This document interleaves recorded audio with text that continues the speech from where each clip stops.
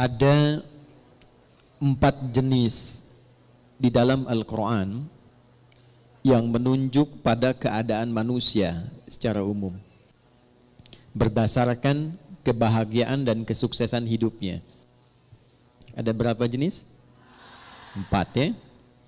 1, ini yang paling ideal. Manusia yang mendapatkan kebahagiaan, kesuksesan dunia dan akhirat.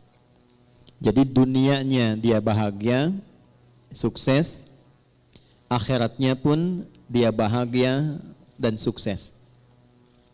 Dan umumnya ini yang memang diharapkan oleh setiap insan, sehingga doa-doa yang dipanjatkan pun malam dan siang itu tidak lepas dari 2 permohonan ini. Itu ada di Al-Quran surah kedua Al-Baqarah di ayat 201, paling kanan sebelah bawah di mushaf tuh. Wa minhum may yaqulu rabbana atina fid dunya hasanah wa fil akhirati hasanah wa qina adzabannar. Ini golongan pertama.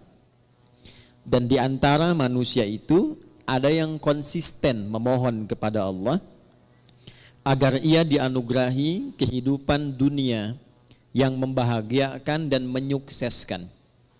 Jadi ada bahagia saja, ada sukses saja, ada bahagia dan sukses. Ada orang hidupnya sukses, mawaddahnya banyak, tapi belum tentu bahagia, sakinahnya belum tentu diraih. Kaya iya, tapi kekayaan itu tidak membawa ketenangan dalam berkehidupan. Ada yang begitu? Ada.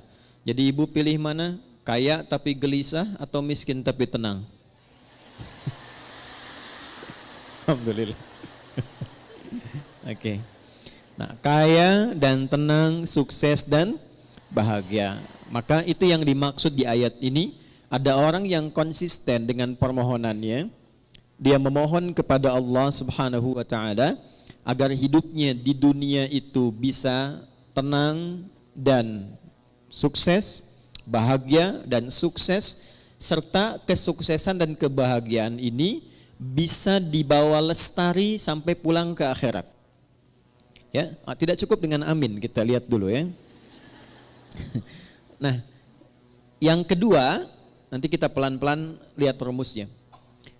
Alhamdulillah. Ada orang yang di dunianya itu sukses, bahagia. Tapi kesuksesan dan kebahagiaan dunia itu ternyata tidak memberikan jaminan ia membawa keduanya sampai ke akhirat. Tapi menariknya kata Al-Quran, secara psikologi ada manusia yang penting dunianya sukses dulu. Yang penting dunianya bahagia dulu. Ya, kalau bahasa manusianya kekinian, ya nikmati aja yang sekarang, yang nanti kan belum jelas gitu. Ada yang begitu?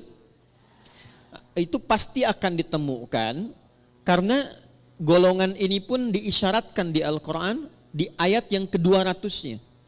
Jadi kalau tadi 201, kita naik sedikit ke atas ke ayat 200, kita akan temukan tipikal golongan demikian. Wa minan nasi may yaqulu rabbana atina fid dunya. Udah, kalau nggak hafal diam aja ya. Hasanahnya nggak ada di situ.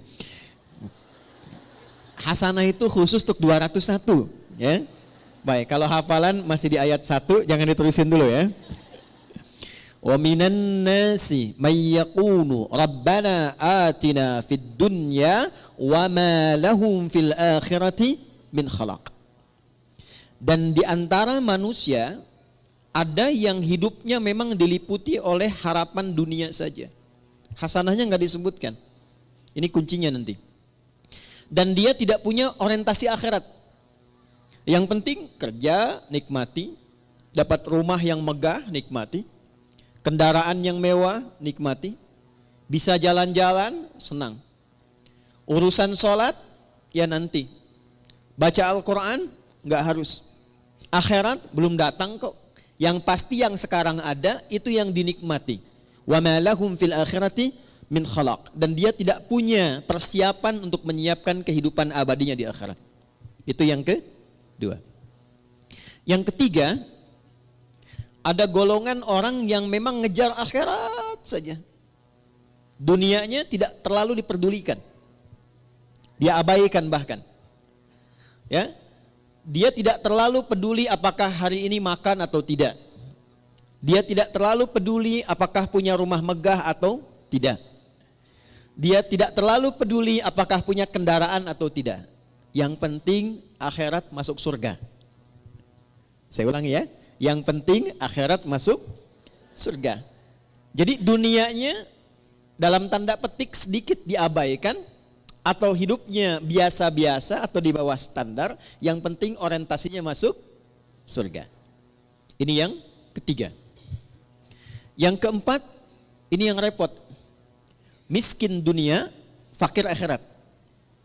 Jadi dunia sudah nggak dapat, tiap hari pekerjaan tidak jelas, kata-kata tidak terukur, tindakan tidak teratur, perbuatan kadang-kadang juga mohon maaf banyak buruknya. Jadi dunianya tidak jelas, akhiratnya rasa-rasanya tidak mendapatkan harapan karena tidak pernah disiapkan. Maka yang keempat ini kategori miskin dunia, fakir akhirat. Nah, di antara yang keempat ini, 4 bagian ini kita mesti pastikan setiap hari setidaknya kita berusaha untuk mencapai golongan yang pertama. Dan adilnya Allah itu dibuka kesempatan yang demikian untuk seluruh hambanya tanpa kecuali. Jadi ibu tidak harus berpikir jadi ustadzah kah? Ya, atau suaminya jadi kiai kah? Jadi pejabat kah? Jadi hartawan kah? Semua sepanjang kita menjadi bagian dari hamba Allah, maka terbuka untuk mendapatkan bagian golongan yang pertama.